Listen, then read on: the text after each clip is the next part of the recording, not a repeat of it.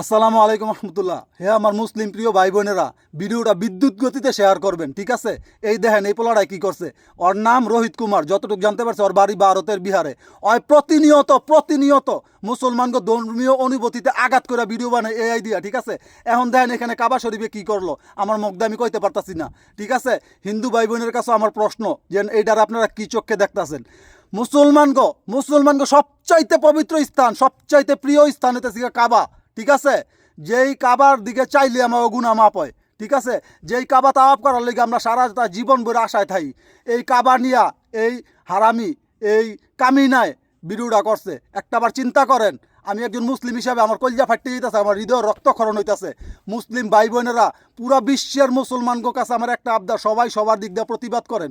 আর যদি না পারেন ভিডিওটা একটু শেয়ার করবেন ইনশাআল্লাহ, কারণ প্রতিবাদ করতেই হইব। কারণ এখানে যেই জায়গায় হাত দিছে এইটা আমার কলিজা, এইটার লেগে আমরা জীবন দিতে পারি, ঠিক আছে? কে কে জীবন দিতে পারেন এই কাবার লেগে সবাই জানাইবেন কমেন্ট বক্সে ইনশাআল্লাহ, ঠিক আছে? সবাই সবার দিক থেকে প্রতিবাদ করেন ইনশাআল্লাহ, নয়তো আমরা ভিডিওটা একটু শেয়ার করেন। ধন্যবাদ।